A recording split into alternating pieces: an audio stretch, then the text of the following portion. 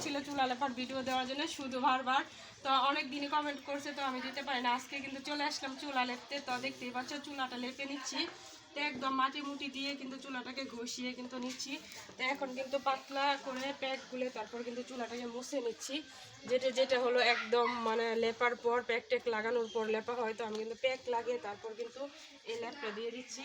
তো আসলে দেখতেই থাকো ভিতরের সাইডটা লেপে দিচ্ছি।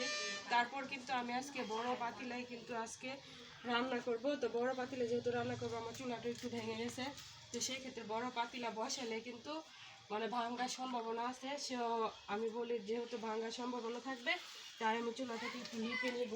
তো সাইডে একটু প্যাক ট্যাক লাগাই নিচ্ছি। প্যাক ট্যাক লাগাই কিন্তু এখন একটা লেপা দিয়ে দিতেছি। আর লেপাটা কেমন হয়েছে অবশ্যই কিন্তু সবাই কমেন্টে জানাইবা। তো আমার যেই বন্ধু কমেন্ট করেছিল চুলা লেপার ভিডিও দিতে, আসলে সেই বন্ধু অবশ্যই চুলা লেপতে পছন্দ করে। আর আমরা গ্রামের মানুষ, তো গ্রামের বাড়ির চুলা আর কি। তো এই দেখতে পাচ্ছ, আর শীষের চুলাটা আর মুখটা দেখতে পাচ্ছ, মুখটা একদম ছোট। আমার এই চুলাটা অনেক বেশি জাল জ্বলে মাসাল্লাহ, আর তাছাড়া লাকড়িও অনেক কম লাগে। তো এখন আমার মুখটা লেপছি যেখান দিয়ে মানে লাকড়ি দিয়ে মানে রান্না করি, তো ওই মুখটা লেপা হয়ে গেছে। ওই দেখো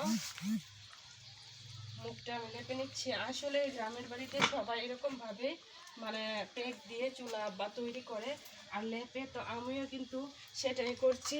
প্যাক দিয়ে কিন্তু এই করে চুলা লেপছি। আর এটা হলো আমাদের গ্রামের আর মাটির চুলার রান্না কিন্তু খাইতে কিন্তু অসাধারণ লাগে। এখন তো অনেকেই আছে অনেকভাবেই মানে করে, তো আমাদের কিন্তু মাটির চুলা রান্না ছাড়া চলেই না। গ্যাসও আছে অবশ্যই, থাকলেও কিন্তু গ্যাসে আমি রান্না কমই করি, মাটির চুলায় রান্না করি বেশি, কারণ আমার মাটির চুলায় রান্না করতে ভালো লাগে।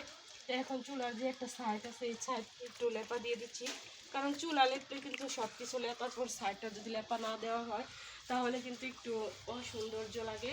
তো সাইড লেপা থাকলে, চুলা লেপা থাকলে দেখতেও কিন্তু সুন্দর লাগে।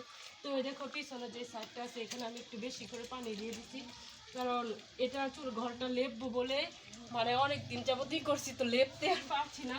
তো আজকে যেহেতু চুলাটা ভেঙেই গেছে, সেই ক্ষেত্রে মনে করো যে আমি চলে আসলাম মানে চুলাটা লেপতে। কইতেছি যে চুলাটা একটু লেপতে হইলো, আজকে বড় পাতিলা বসালে একবারে ভেঙে যাবে চুলাটা, তো সেই ক্ষেত্রে চলে আসলাম। তো আসলে চুলা লেপার ভিডিওটা কেমন হয়েছে অবশ্যই সবাই কমেন্টে জানাইবা।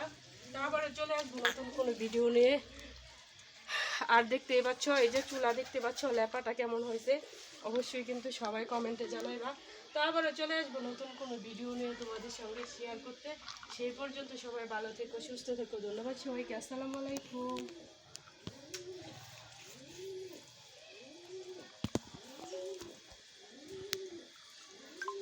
শেষ হয়েছে আমি